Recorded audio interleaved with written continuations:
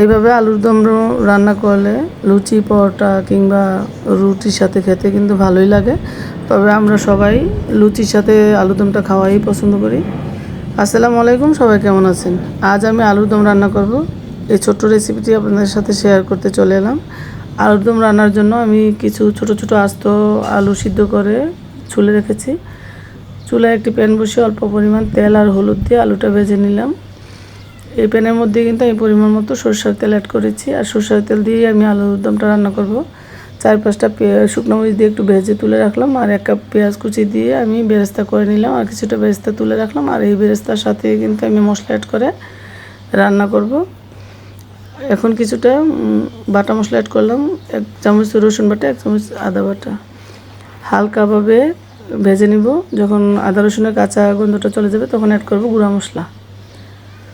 আর এখন গুঁড়া মশলা অ্যাড করে দিলাম হলুদের গুঁড়া, মরিচের গুঁড়া। আর মরিচের গুঁড়াটা আমি আমার স্বাদ মতো অ্যাড করেছি। আপনারা জালটা কম বেশ বাড়িয়ে কমিয়ে দিতে পারেন, কোনো সমস্যা নেই। তার সাথে অ্যাড করে দিলাম আমি ধনিয়ার গুঁড়া, জিরার গুঁড়া আর গরম মশলার গুঁড়া, স্বাদ মতো লবণ। লবণটা স্কিপ হয়ে গেছে, আপনারা অবশ্যই স্বাদ মতো লবণ অ্যাড করে নেবেন।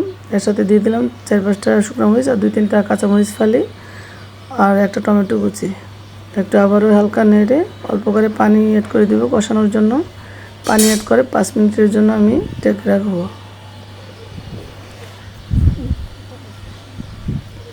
5 মিনিট পর আবারও ফিরে এসে যখন উপরে তেলটা বেশি উঠবে এর সাথে অ্যাড করে দিব 2 চামচ টক দই। আমি টক দইটা আগেই ফেটে রেখেছিলাম।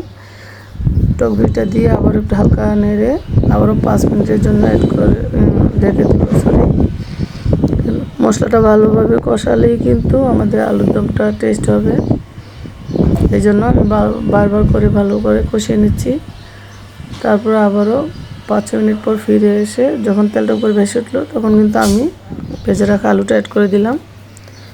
আলুটা অ্যাড করে এখন আবারও হালকাভাবে নেড়ে আলুটা মশলাটার সাথে একটু কষিয়ে নেব, আর 2-3 মিনিটের জন্য আবারও ঢেকে দিব।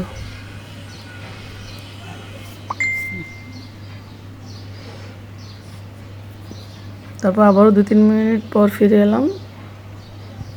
কষানো কিন্তু মোটামুটি হয়ে গেছে এবং তেলটা উপরে বেশি উঠেছে। এখন আলুর দমটা রান্না করব এবং একটু মাখা মাখা হওয়ার জন্য আমি 1.5 কাপ পরিমাণ পানি অ্যাড করে দিলাম। পানিটা অ্যাড করে একটু হালকা আছে আবার হালকাভাবে আবার একটু নেড়ে দিলাম। আর এখন কিন্তু চুলাটা হালকা আছে রাখবো। তারপর আবার 5 মিনিটের জন্য ঢেকে দিলাম। 5-6 মিনিট পর ফিরে এলাম। এখন এটার সাথে একটা মশলা অ্যাড করব, সেটা হচ্ছে ম্যাজিক। এই মশলাটা অ্যাড করলে আলুর দমটা থেকে খুব সুন্দর একটা ফ্লেভার আসে, খেতে অনেক ভালো লাগে। আপনারা অবশ্যই বাসায় এভাবে আলুর দমটা রান্না করে তাহলে আমাকে কমেন্ট করে জানাবেন কেমন হয়েছে। তারপরে অ্যাড করে দিবে একটু লেবুর রস আর কিছু ধনেপাতা কুচি। আলুর দমটা কিন্তু প্রায় রান্না হয়ে গেছে। এখন আমি সার্ভ করব। আর আপনারা যে যেখান থেকেই দেখেন, যদি ইউটিউবে দেখেন তাহলে সাবস্ক্রাইব আর ফেসবুকে ফলো দিয়ে আমার পাশে থাকবেন। আমি যেন আবারও সুন্দর সুন্দর রেসিপি নিয়ে আপনাদের সামনে চলে আসতে পারি। সবাইকে আমার সাথে থাকার জন্য ধন্যবাদ এবং সবাই অনেক অনেক ভালো থাকেন, আমার জন্য দোয়া করবেন। আজকের মতো এখানেই বিদায় নিচ্ছি। সবাইকে আল্লাহ হাফেজ।